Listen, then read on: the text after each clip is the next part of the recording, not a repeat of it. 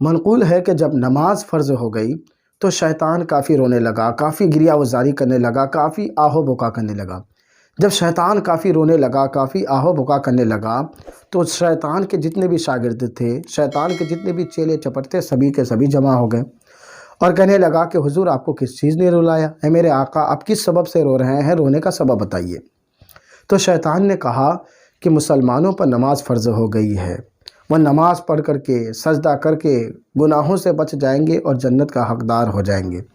افسوس کی بات یہ ہے کہ جب ہمیں سجدہ کرنے کا حکم دیا گیا تو ہم نے سجدہ نہیں کیا، ہم نے انکار کر بیٹھا اور اس کے سبب ہمیں جہنم ملے گا۔ تو شیطان کے جتنے بھی شاگرد تھے سبھی کہنے لگے کہ حضور ہمارے لیے حکم کیا ہے؟ ہمیں کیا کرنا چاہیے؟ اب ہمارے لیے حکم کیا ہے؟ آپ ہمیں حکم کریں۔ تو شیطان نے کہا کہ جب نمازی نماز پڑھنے کے لیے کھڑے ہوں تو داہنے جانب سے آ کر کے، بائیں جانب سے آ کر کے، آگے سے، پیچھے سے آ کر کے اس کے ذہن کو الجھانا ہے، انہیں نماز سے ان کے ذہن کو ہٹا کر کے دوسرے ذہن کی طرف لے جانا ہے، دوسری طرف اس کے ذہن کو لے کے چلنا ہے۔ یہی وجہ ہے کہ جب مومن بندہ نماز پڑھنے کے لیے کھڑا ہوتا ہے تو اس کا ذہن بھٹکتے رہتا ہے، ادھر ادھر چلا جاتا ہے، نماز کے خیالات سے ہٹ کر کے ان کا ذہن دوسری جانب منتقل ہو جاتا ہے۔ تو اسے گھبرانے کی ضرورت نہیں ہے، پریشان ہونے کی ضرورت نہیں ہے۔ یہ شیطان کسی طرح سے بھی ہماری نماز کو خراب کرنے کی کوشش کرتا ہے اور اس کی یہ کوشش ہوتی ہے کہ کسی طرح سے ان کی نماز خراب ہو جائے، وہ جنت کا حقدار نہ ہو سکے، یہ ان کے گناہ سے یہ پاک و صاف نہ ہو جائے۔ تو اگر آپ صحیح طور سے نماز پڑھنا چاہتے ہیں تو شیطان کے وار کو آپ کو روکنا ہوگا، شیطان کے وار کو ختم کرنا ہوگا، توجہ کے ساتھ، انہماک کے ساتھ آپ کو نماز پڑھنا ہوگا۔ پتہ چلا کہ جو لوگ نماز نہیں پڑھتے ہیں تو وہ شیطان کے مشن کو آگے بڑھانے میں وہ ہاتھ بٹا رہے ہیں، کیونکہ شیطان چاہتا ہی ہے کہ وہ نماز نہ پڑھے، شیطان کی کوشش ہی ہوتی ہے کہ وہ نماز میں شامل نہ ہو۔ اور جو لوگ کسی طرح سے نماز پڑھنے کے لیے حاضر بھی ہو جاتا ہے تو شیطان کو پھر بھی برداشت نہیں ہوتا ہے، اس کے پیٹ میں درد ہونے لگتا ہے اور وہاں بھی آ کر کے نمازیوں کو بہکانے کی کوشش کرتا ہے۔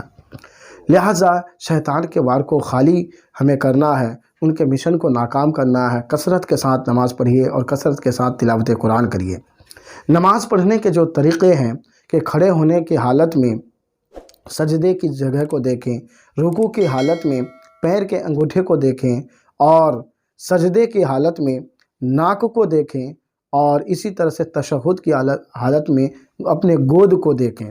اس طرح سے اگر آپ نماز پڑھیں گے آپ کی نظر نیچے جھکی ہوئی ہوگی، سجدے میں جھکی ہوئی ہوگی اور رکوع میں پیر کے انگوٹھے کی طرف دیکھیں گے، سجدے میں ناک کی جانب دیکھیں گے، تشہد میں اپنے گود میں دیکھیں گے اور سلام پھیرنے کے وقت اپنے کندھے جانب دیکھیں گے تو انشاءاللہ عز و جل آپ کی نماز شیطان خراب نہیں کر سکتا ہے۔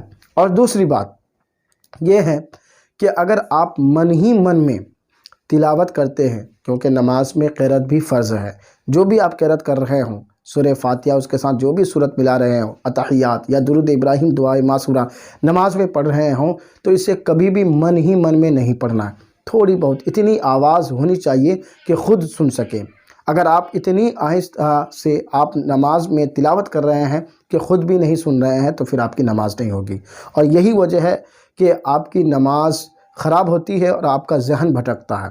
نماز میں اگر آپ قرأت اتنی زور سے کریں گے کہ آپ بآسانی سن سکیں گے اور آپ سمجھ پا رہے ہیں کہ میں کیا پڑھ رہا ہوں، آپ کے ہونٹ بھی ہلنے چاہیے، آپ کے زبان بھی ہلنی چاہیے اور آپ کو آواز صحیح طور سے سنائی دینی چاہیے، تب جا کر کے آپ کما حق کو نماز پڑھ سکتے ہیں اور آپ کی نماز کو شیطان خراب نہیں کر سکتا ہے۔ فقط السلام علیکم ورحمۃ اللہ۔